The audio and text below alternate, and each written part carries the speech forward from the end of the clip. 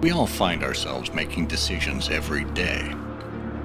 Whether it's something as simple as choosing a meal or an outfit, or something more involved like making a product purchase, we assess our options and make a choice. But what if you didn't have the luxury of time or choice? What if a decision you had to make affected the very lives of the people in your care? And what if you were thousands of miles away from civilization, with little to no resources at your disposal?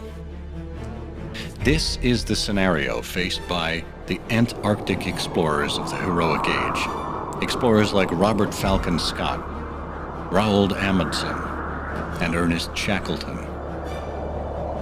We know their stories, their plans, their successes, their failures. They did things that no one had done before in the most extreme conditions on the planet. They had to exhibit exceptional leadership skills. Things like preparation and flexibility, getting people to work together, looking for opportunities amid disaster, leading with hope, courage, and determination, and finding purpose in their work. All skills and attributes that should sound familiar to anyone who's interested in leadership in the present day. Only we have the luxury of doing it in temperatures warmer than 70 degrees below zero.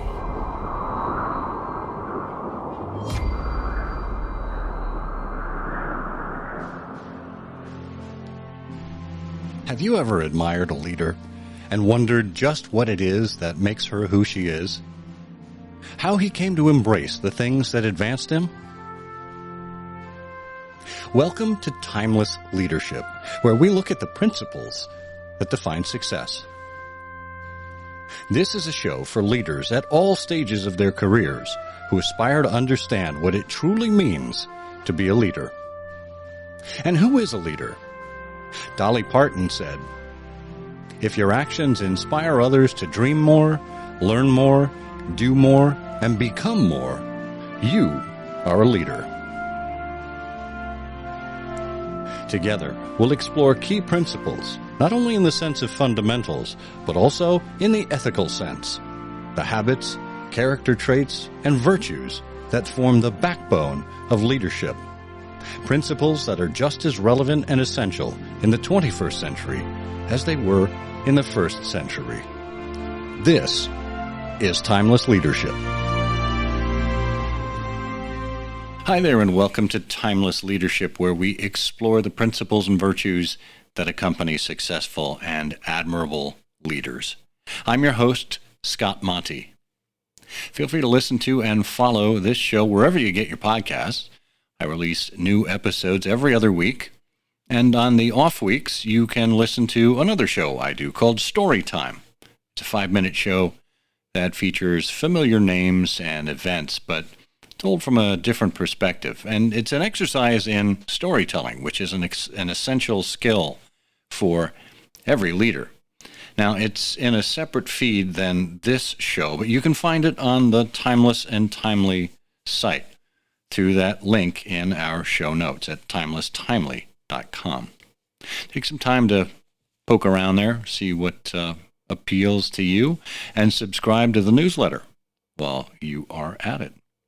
And this site and newsletter really captures my thoughts on human nature and leadership in our ever-changing world, and it provides some of the topics I use in my speeches and executive coaching services. So if I can help your team in that regard, please email me at timeless@scottmonty.com. And one more thing, could you do me a favor as you listen? Could you share this episode with people who you think might find something of interest in it? Your recommendation is really the highest praise that I could ask for. Thanks. Brad Borkan has a lifelong interest in how people and businesses survive and thrive in almost impossible situations. Brad has a degree in decision sciences from the University of Pennsylvania and a strong multinational business background, enabling him to relate his talks to the modern business needs of leadership, teamwork, goal attainment, and effective decision-making. Brad is a full-time author who previously worked at global software companies, including SAP, Siebel Systems, and Oracle, helping their Fortune 500 clients improve their decision processes. Brad's the author of 2 books, Audacious Goals, Remarkable Results, How an Explorer, an Engineer, and a Statesman Shaped Our Modern World, and When Your Life Depends on It, Extreme Decision-Making Lessons from the Antarctic. Brad has spoken at a wide range of companies and at specialist Antarctic conferences in Norway, Ireland, and the UK, and has appeared on a number of American cable TV and internet radio and podcast shows. Originally from the United States, Brad is now based in London, where he was made a Fellow of the Royal Geographic Society. And he's here to speak with us about his book, When Your Life Depends on It. Brad Borkan, welcome to Timeless Leadership. Thanks, Scott. It's great to be here. Great honor to be on your show. Well, I can't tell you how excited I am because I am kind of a geek when it comes to Antarctic exploration. And even as a dilettante, a dabbler, I feel like I learned an awful lot from reading your book. So why don't you just frame it for everyone? Because I think there's 4 major explorers that you talk about, and certainly 3 of them are more well-known, and 2, in fact, more than the others. So I'll leave it to you. Great. The Antarctica is just the most fascinating place, as well as it has the most fascinating history. And so it started out with these 4 explorers. And what my co-author and I were interested in looking at was, why were these 4 explorers? And they, among them, had 6 expeditions. What was unique about these expeditions above all other expeditions, either to the South Polar areas or to the Arctic, that just made them exemplars of leadership and teamwork and achievement? And it just led to fascinating discussions with many people, and thought the key to all this is about decision making, and that's what led to the book. Yeah, and it's interesting to me because the way you open the book is to remind us that all of this happened, 100, 120 years ago or so. It was a very different world in which we lived. And the explorers that went to Antarctica found themselves in a very different part of the world without the usual creature comforts. As basic as creature comforts were in 1900, they were even less so in the Antarctic. Can you talk about what a leader, what a team is faced with, or what they were faced with in those very specific and severe circumstances? Well, there are numerous different things that can basically kill you in Antarctica. And whether it's scurvy, the cold weather, frostbite, hypothermia, falling into a crevasse, just numerous different things. And the leaders each expedition had a specific goal. Not every expedition's goal was to get to the South Pole, but certainly every expedition had a goal of getting everyone to achieve the goal, and sometimes there are multiple goals, and get everyone home again. And the challenge is that it's not like climbing a mountain where you go to climb a mountain, and even Everest, it may be a 1 month or multi-month expedition. These are multi-year expeditions where for at least half the year, you're in Antarctic winter. Is colder, it's darker, and people are just under stress, and in many different ways. And the challenge is keeping the team together, that it doesn't descend into murder, mayhem, sabotage, fistfights. It really is, how do you keep the team functioning year after year after year in these extreme conditions? And what was remarkable about these 6 expeditions, as I said, it was 4 leaders, 6 expeditions. But what was remarkable is that they didn't descend into those. They really stayed true to their purpose. And do you think that's because they essentially were always faced with a common enemy, being, the environment, the conditions? I think it was more a focus on goals as opposed to it wasn't the in a sense the enemy that focused them. It was more the fact that the goals were simple. The goals were well understood by every team member. Their roles, the team members' roles, were well understood and well communicated. And in certain circumstances, I mean, when they were faced with changing circumstances, the goals changed, right? I mean, they didn't have a choice at that point. They just kind of had to do a hard reset. Can you give a couple examples of how those circumstances changed and the goals necessarily changed as a result?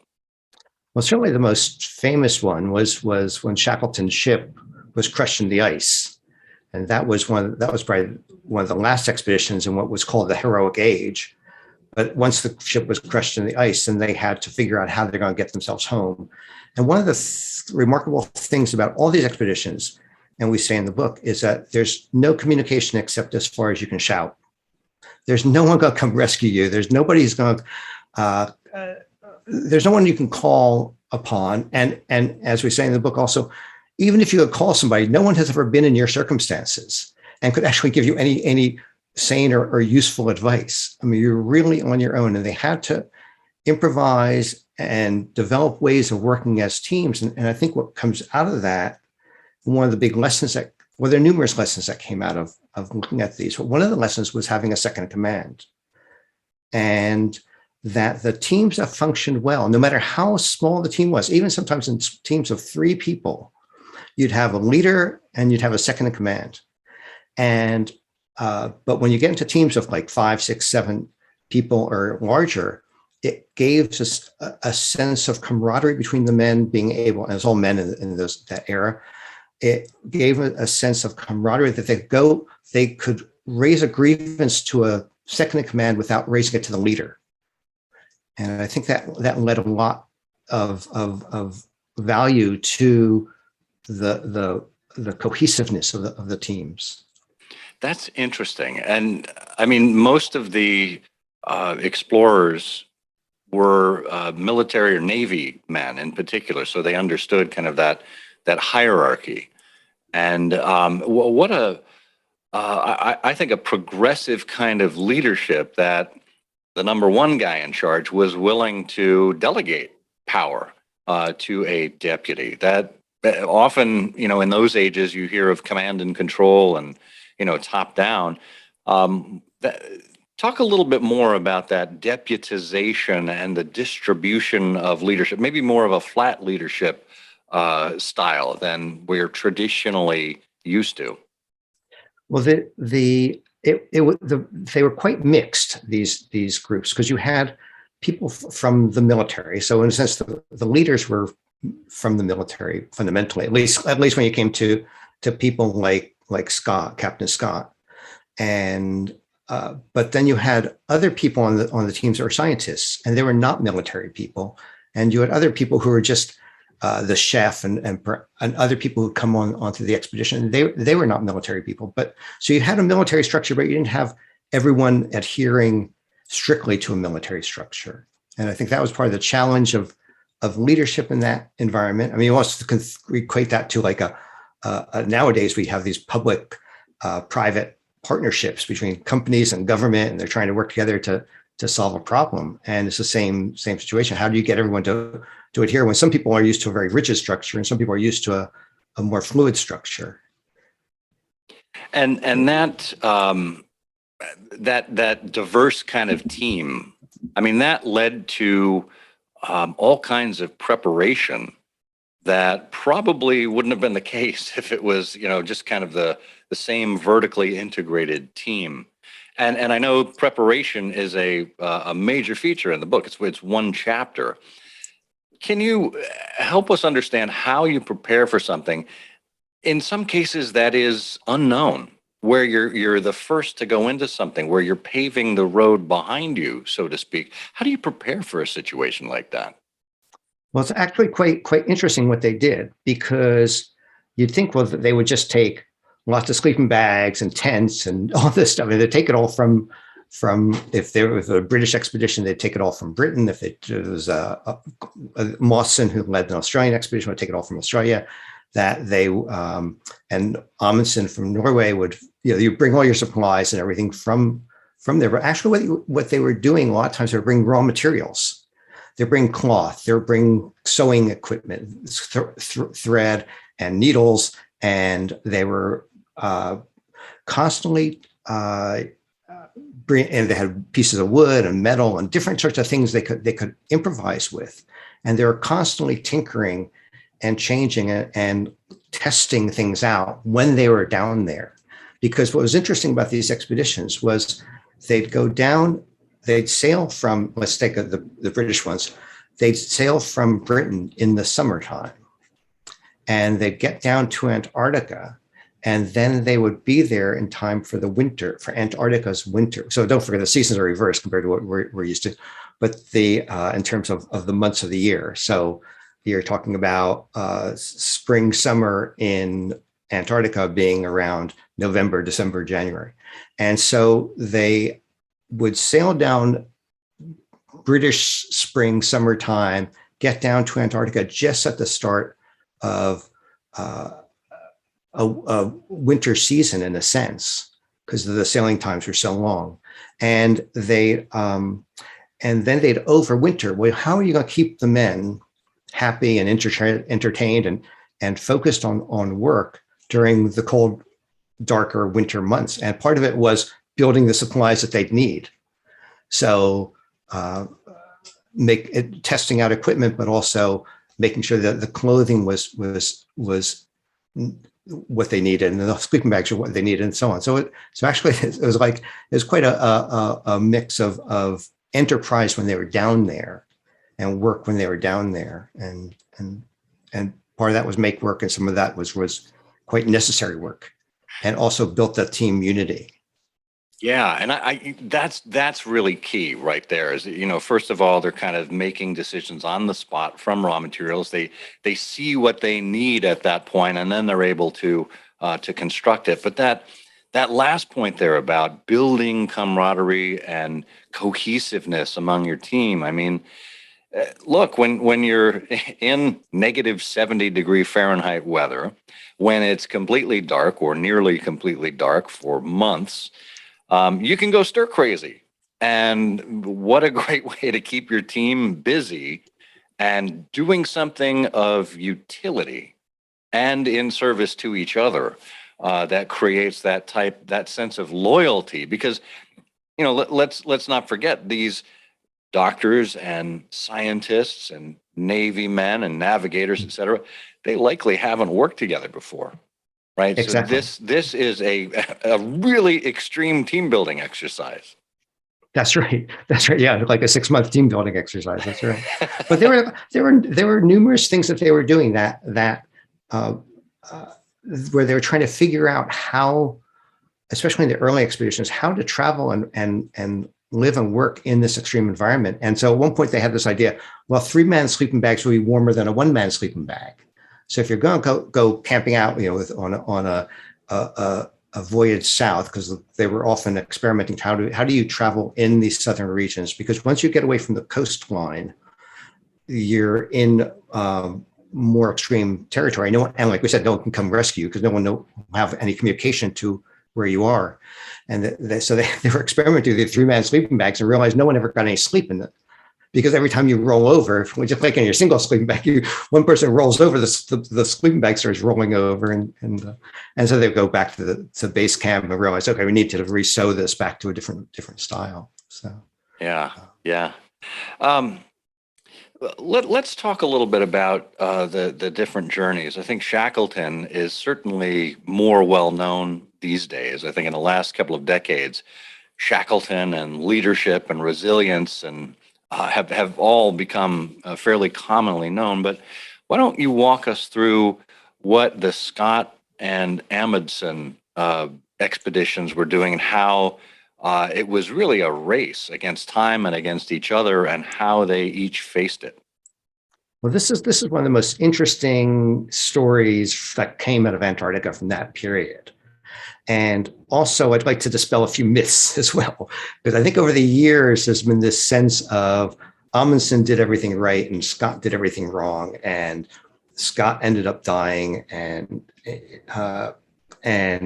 Amundsen was proof that he was the skilled leader and Scott was a bumbling, unskilled leader. And so we just took the scene, and I can explain a bit about this, which is that when you go back, starting with the first real major British expedition, which Scott ran, which was in 1901 to 1904, and that was a small team focused on science primarily, and just to experiment getting into the southern, getting away from the coastline and towards Antarctica, towards the South Pole.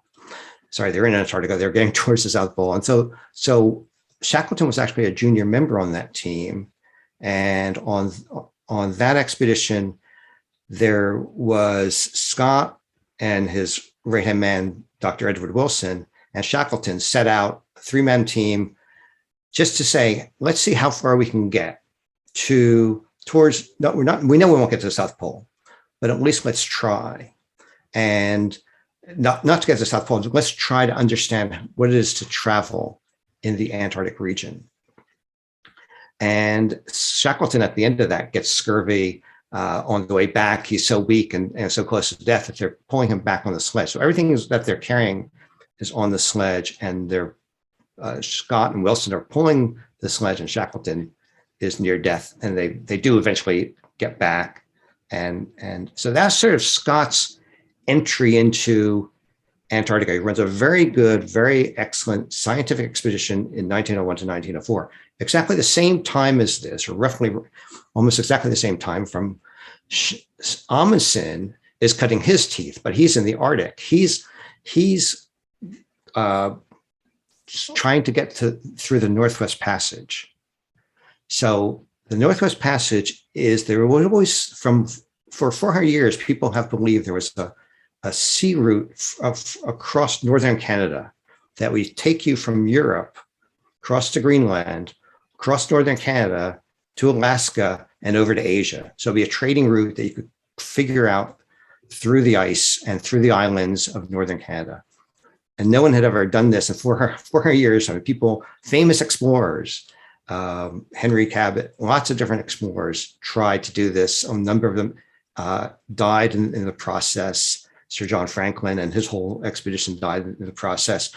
And Amundsen takes a very small team and a very small boat and does it, and sails the Northwest Passage. But he's, as part of that process, he's living at various parts of that journey. He's living with Inuit people, with indigenous people. He's learning how they live in the very cold regions, how they travel in the very cold regions. He's getting real firsthand experience. And so he does that and becomes a big success. Scott's first expedition is quite a big success. And it sort of sets up this rivalry in a way. But also in amongst this rivalry is Shackleton. And there's still the desire. No one has yet gotten to the North Pole. No one has yet gotten to the South Pole. So you end up with this situation where Shackleton's like, okay, well, I may have nearly died on that first expedition with Scott, but I'm going to go set up an expedition. He was a very gregarious, outgoing guy, very, very personable, and organized a bunch of people to help him try to get to the South Pole. And he organized an expedition, and they very nearly get there. And there's a wonderful management lesson, leadership lesson in this. And then we'll get into the Amundsen-Scott rivalry. But Shackleton almost gets to the South Pole. He and three men get to within 150 miles. So just figure, they get to within 103 miles of the South Pole. And they're running out of food. So don't forget, everything you're carrying on your sledges: tent, sleeping bag, cooking fuel, food, everything that you've got, your navigational instruments, and they get to within 103 miles of the South Pole, and they realize that they do the calculations, they know they cannot get there. And Shackleton's realizes the need to turn back. But what he does, and you think about binary decisions, like there's either you go forward or you go back. Either go forward to the South Pole and they die on the way back, or they or they just turn back. And as Shackleton made a very clever decision, which was he said, we're going to leave all the tents and sleeping bag and everything behind, and then go as far south as we can for one day. We'll plant the British flag, and then we'll turn around, go back to our camp, and then head home. And he did that for a very specific reason, to cross the 100-mile mark. He said, if we can get back to Britain, at least having crossed the 100-mile mark, we have achieved something. We haven't achieved our goal, but we've achieved something. So that was a long-winded way to get into the Scott Amundsen story. Yeah, and I mean, you're talking about two leaders who have had polar expeditions, each at the opposite ends of the Earth.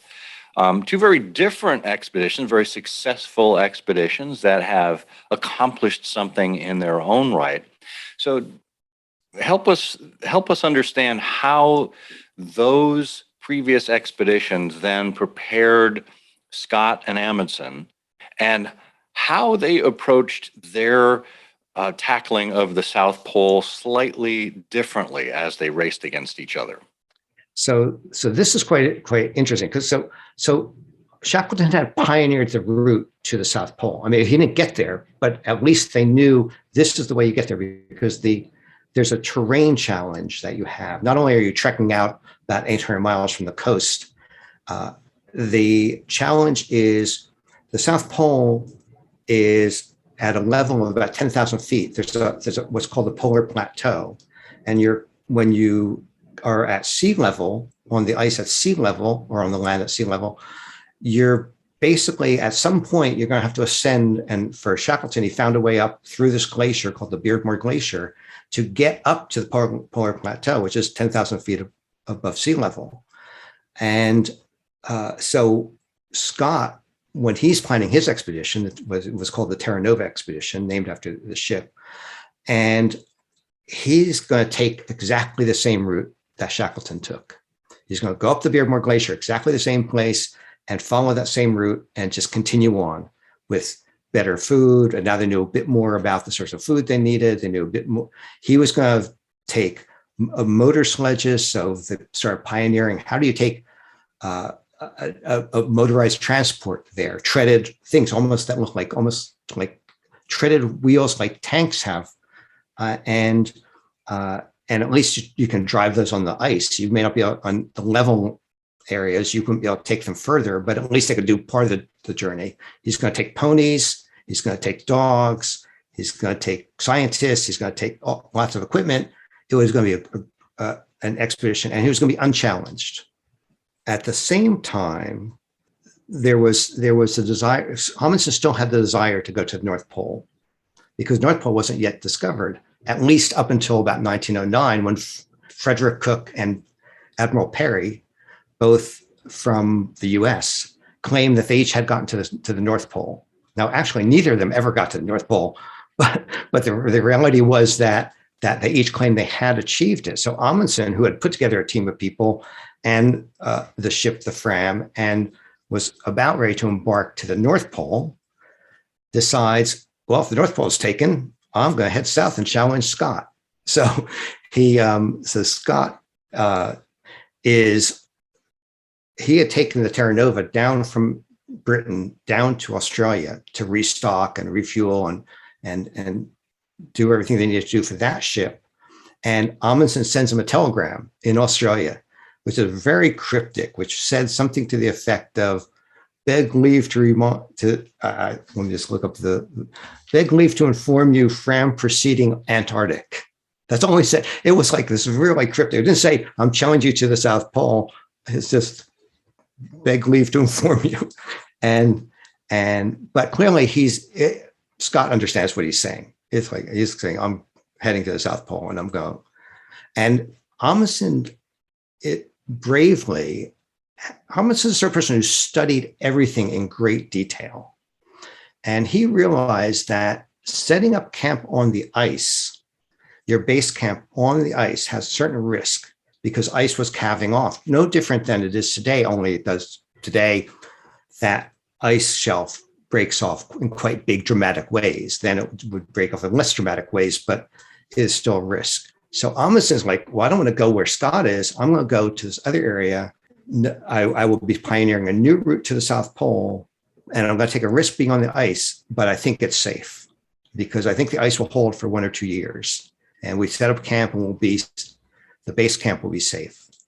But Scott has a scientific desire. He has a scientific program he's going to do, and he decides wisely or unwisely, people can argue it either way, he's going to continue with what he's doing and not change his game plan. I mean, you may compare that to businesses today.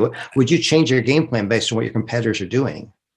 Yeah, I mean, that's a really essential question. And I mean, we can play what if all day long. I mean, the situation may have ended a little bit differently as a result if he had made a different decision.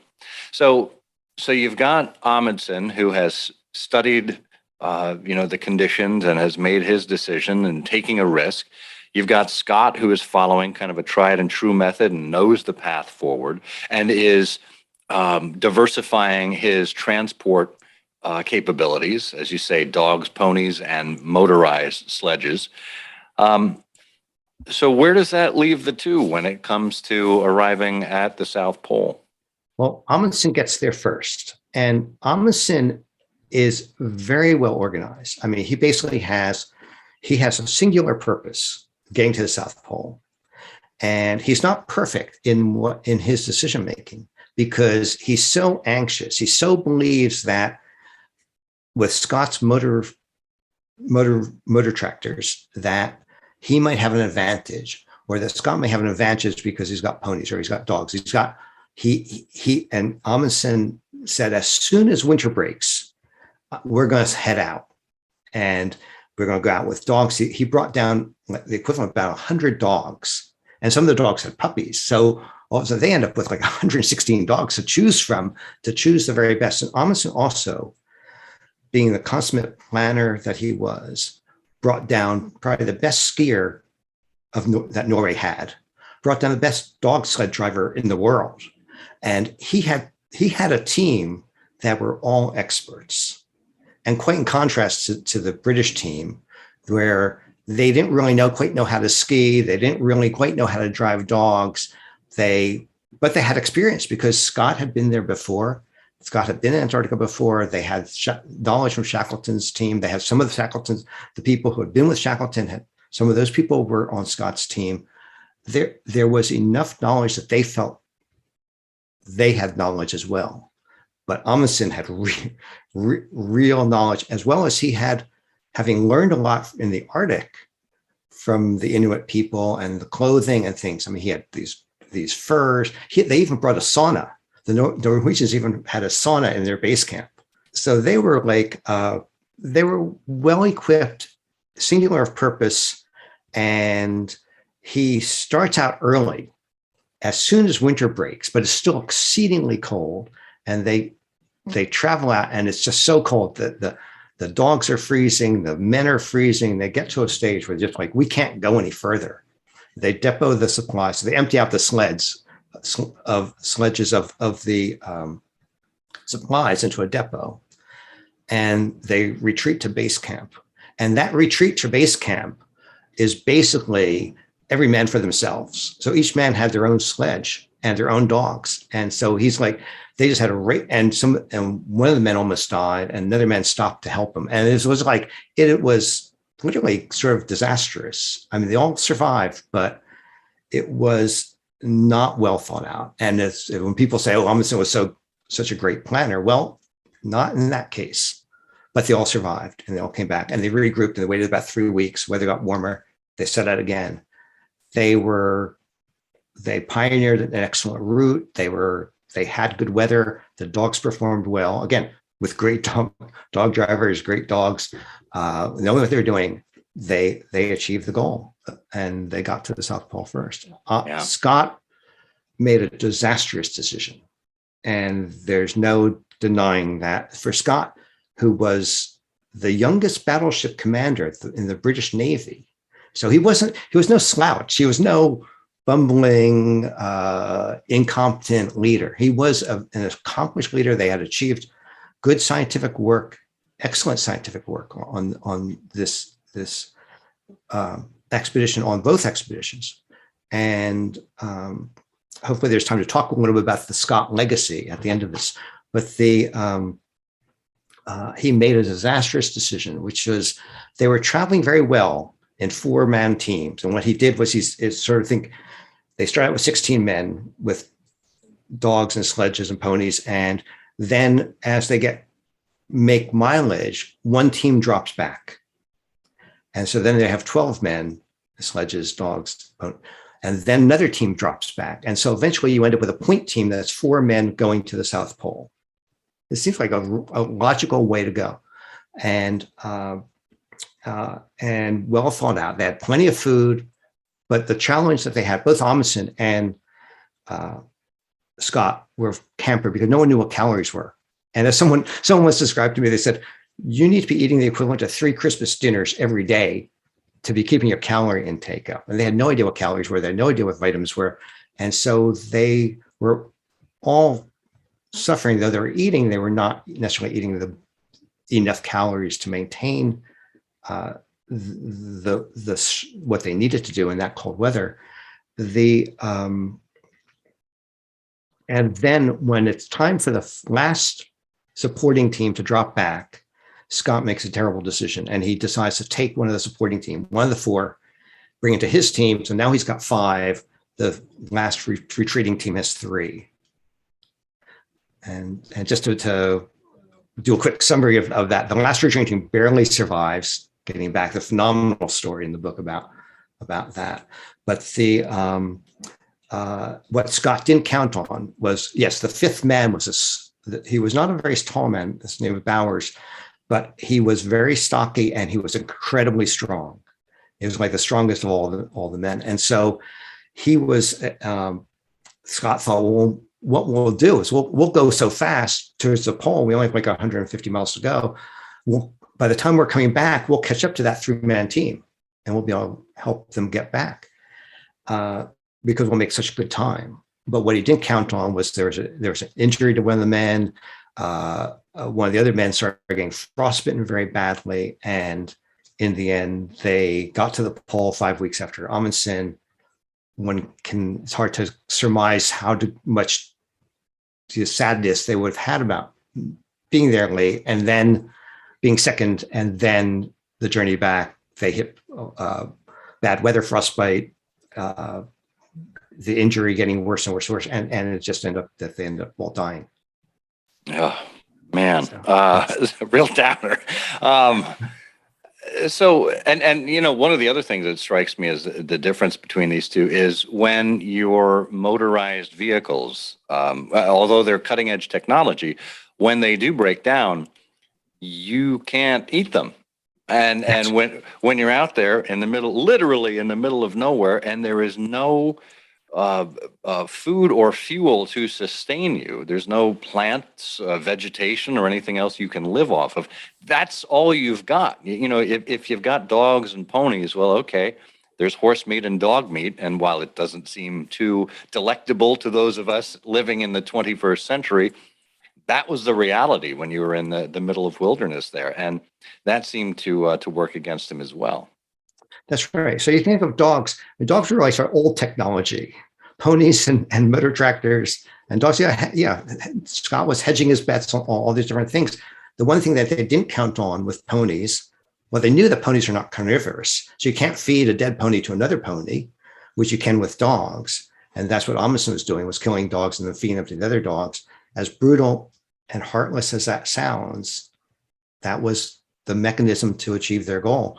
The challenge with the ponies was not only were the ponies not carnivores, so they had to not carry not only the human food, they had to carry the food for the ponies, but ponies got very cold. And every night when they camped, they'd had to build these walls next to the ponies so that the wind would not freeze the ponies because they're not as sturdy as sledge dogs. And the ponies, being ponies, would kick the walls down. So they'd have to go up in the middle of the night and rebuild the walls again. And that was draining to the men. Amundsen's didn't have that. One difference that's a really important that's worth mentioning is Amundsen took the approach, we are going to travel so many miles on this day. When we reach that mileage, if we do it in 2 hours, we stop. If we do it in 5 hours, we stop. We do it in 7 hours, we stop. But we're going to stop when we reach that mileage. And Scott was different. Scott's saying, well, if the weather's good and we're feeling good, we'll just keep going, which meant the men never knew when they were going to stop. And you could say, well, there were days when the weather was fine, the conditions were fine, the dogs were pulling well. They did the whole mileage in 2 hours, and they'd be like, okay, rest the dogs, rest the men, have an easy day of it. And Scott would be pushing them in, and I think that took its toll as well. And I think that is the difference between Amundsen's leadership style. If Scott had come through and been first to the pole, everyone would be, Scott took a brilliant approach. He was doing this. But I think in retrospect, that the mental value of being able to say to people, this is your goal for the day. And when we achieve it, we're stopping.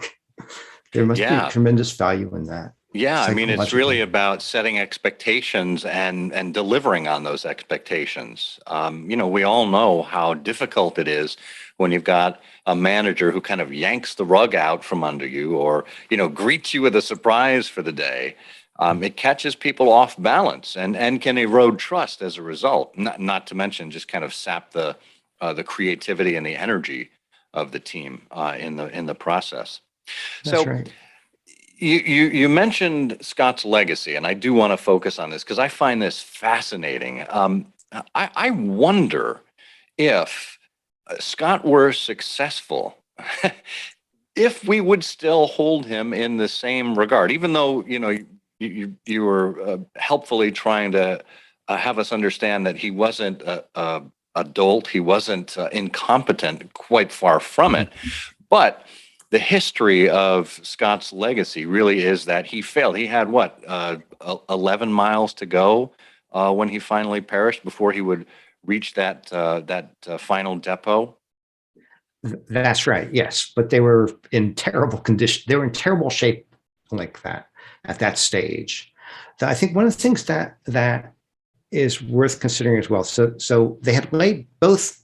Amundsen's team and Scott's team had laid depots. So when we talk about depots, we're saying they left supplies of food and fuel and things like that. So we're talking about fuel. We're talking about cooking fuel used to heat like a camp stove, and that would also help warm the tent. But the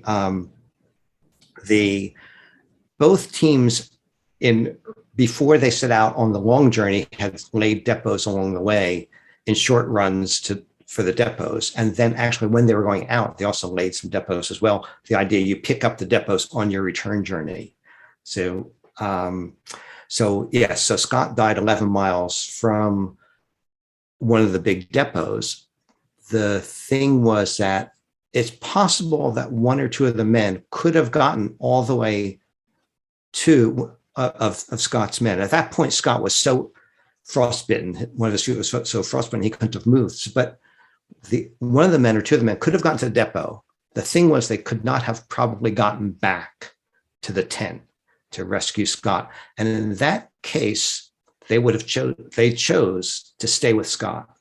And I think that's testament to his leadership, that you might think, well, why wouldn't you just die in your tracks? Why wouldn't you push forward? And I think it was because they didn't want to leave Scott behind. And I think there was a real loyalty to Scott among his men. Not every man, but of course that's true of every leader. Not everyone's going to love every leader, and that's the nature of leadership. But in terms of Scott's legacy, there's so many great things that came out of their expedition, and probably just to start with, one of the things they did was he pioneered the design of tents so that you could basically put up a tent, the tent that Scott pioneered with using stakes and cloth that they could put up in a blizzard and put up in like a minute or two. And so nowadays you have a tent and you put the plastic things through the loops of the tent, and that's how you put it. Where they kept a tent as one single structure. It folded down, and yes, it's a big object when it's on the sledge, but on the other hand, in a blizzard, you can pop it up very, very quickly. And so they pioneered how they used the runners on the sledges. It used to be thought that you put silver on the sledges and that makes them go better.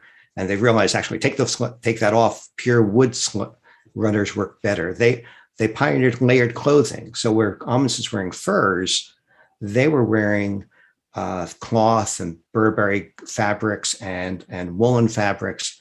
The concept of they're working in the cold weather, but they're also surviving the cold weather, being able to layer clothing on and off that we take for granted today, something that they really pioneered in a big way. The other thing is he had the first manned flight. They took a helium balloon because it's like, how do you see the terrain? There's no airplanes down in Antarctica. So they took an enormous helium balloon and had the first manned flight into a helium balloon flight in Antarctica. And that's dangerous and risky. They brought down a professional photographer. And when we think about today, when you think about David Attenborough and the great videos and things you see on television, all that pioneered from Scott's day when Scott brought down a professional photographer named Herbert Ponting. And Ponting took these amazing videos and photographs of the expedition.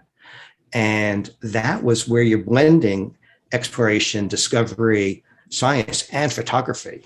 And that was really a precursor to everything that we see now into the natural world photography and those sorts of things. But then there's a science as well, which was, I don't know if you recall, or your listeners will recall, the banning of DDT, which has been banned around the world. So DDT was a pesticide used for on crops and used widely around the world. And it was determined actually it's very bad. It was turning up in all sorts of different animals and believed it was getting into the food chain in humans. And people were saying, we need to ban this substance. And said it's even turning up in penguins in Antarctica. And people said, well, what if DDT is just normal in a penguin? And they said, let's go back to the penguins that Scott brought back, the skins of the penguins that Scott brought back from his 1901 expedition.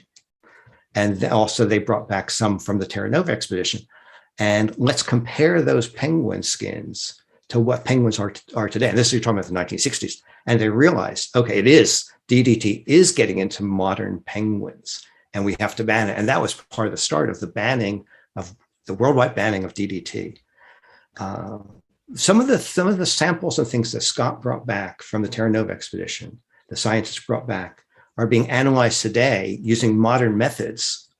So you're actually using modern technology to analyze things. And a lot of his studies are also the basis for climate change today. And so when we talk about climate change in Antarctica, you're able to measure because you're able to measure against the base measurements that they did in the early 1900s. Yeah. But there's one other that I really need to share because this is really quite remarkable. So Scott's team is literally dying. They know they're going. They are so weakened as they're traveling, having come second to the South Pole. They're traveling. They're weakening. They know one of the members has injured his hand, which is getting just worse and worse and worse. And won't recover. They're getting frostbite. And they stop and they're collecting fossils and rocks. And they collect about 35 pounds weight, number of kilograms, 20 kilograms weight of fossils and rocks. And they put them on the sledge. Now, normally you'd think anyone's trying to survive, you jettison everything that you can possibly get from this. They're adding these, and they get to the stage where they die in their tent. So you've got Scott, Wilson and Bowers together. Oates had already died. He's the one who famously said, I'm just going out for some time. And Evans had died earlier, number of days earlier. So basically, there's three of them in the tent. They died, and later, about half a year later, the men at base camp were able to come and search for Scott, knowing he's dead. But they search and they find the tent, they find the bodies, they find the diaries, the photographs, everything. Well, not photographs, but find the cameras from which the photographs were made. They find everything, and the one thing they also find is these rocks and fossils. So what did the fossils show? The fossils showed a fern, which I don't know if I can pronounce right, Glossopteris, and that fern is found in southern Australia, in southern Africa, in southern Australia, and now in Antarctica, and it proved that all the way the continents look like they fit together, it proves they fit together, because the thing with this fern is the seeds are so heavy they can't be carried in the wind. They could be carried on an animal, they would be carried on the fur of an animal or in the feces of the animal, but whatever. So the reason this fern exists in these different continents is because they were at one point joined together, and that was a start and proof, and they were of things like that we take for granted today, like plate tectonics. So it's really like the scientific legacy of this expedition is really quite remarkable. Yeah. And yes, sadly they died, but they knew what the fossils were. They knew what they had. They pioneered so many different innovations. They were almost like the NASA of their time. Like we credit NASA with all these different innovations. Scott's expedition was really like the NASA expedition of their time. Like even the treads on the motor tractors or with the motor sledges are reminiscent of what you had in World War I of treaded tanks. So World War I happened a few years later, but that pioneering all-terrain vehicles was part of their expedition. So well, I mean, they were really going into the vast unknown. I mean, much like space is to us, a lot of nothingness. That's essentially what Antarctica was at the time, the final frontier, to borrow a Star Trek term. I want to finish on one of the lessons, because you do a great job in the book of kind of summing things up and giving us a sense of leadership lessons that we can all take from it. Things like resilience and adaptability and how new opportunities arise out of disaster. But I want to talk about the final lesson, which is really reframing your success, finding purpose, maybe doing something noble out of it. And this is essentially what Scott and his team realized as their final days were closing in. They knew they weren't going to make it, but they knew they had to leave some record behind, kind of framing their journey for the rest of the world. That's right. And I think this is one of the essence of the book. It was always hard to figure out, how do you end the book? Do you end on success, or do you end it on the death of Scott, or where do you end the book? Well, there are many interesting leadership lessons out of all of this, and certainly one of the big leadership lessons was that they couldn't make perfect decisions, but they all became good at recovering from bad decisions to some degree. But ultimately, Scott's bad decision really was unrecoverable from.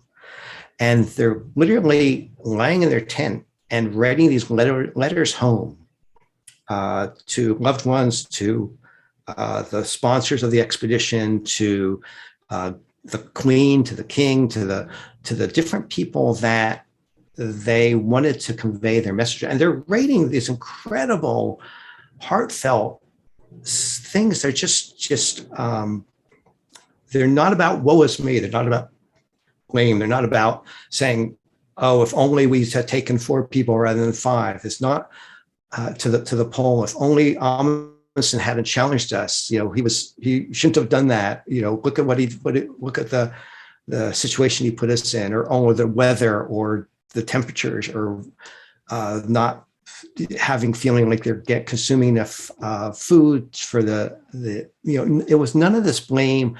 It was all about, in fact, if I read one from what Scott wrote towards the end: had we lived, I should have had a tale to tell of the hardihood, endurance, and courage of my companions, which would have stirred the heart of every Englishman.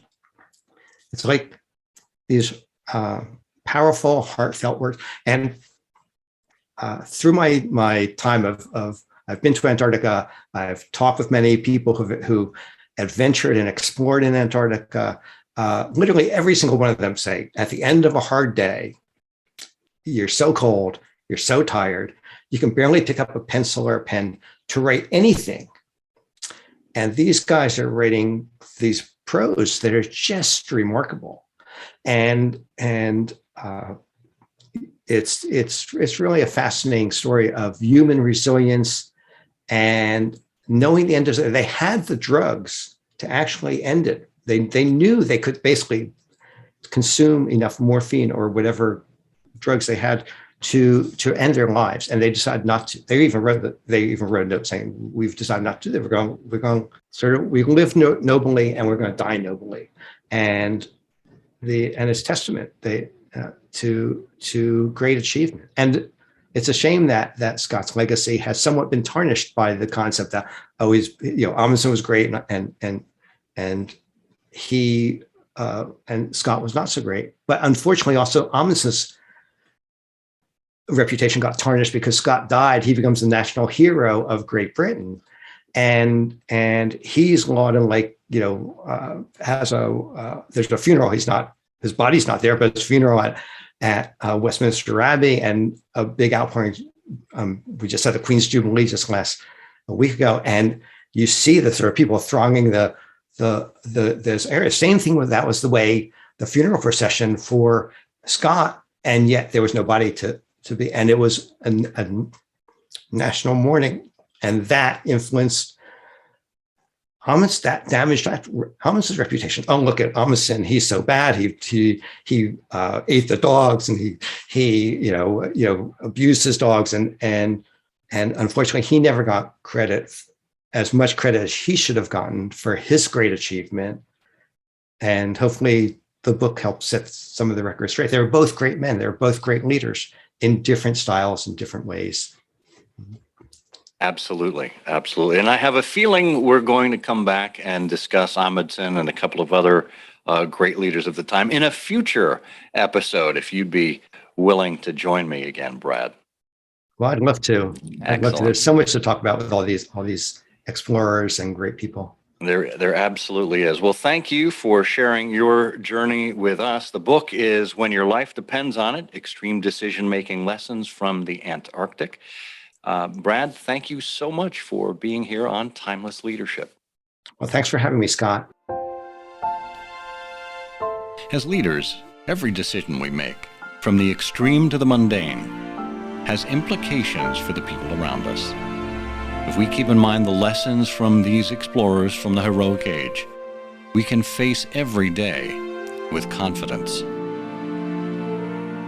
Thank you for joining us and for being an advocate for timeless and principled leadership, whenever and wherever you find it. I'm Scott Monty. Until next time, may you dream more, learn more, do more, and become more, for you are a leader.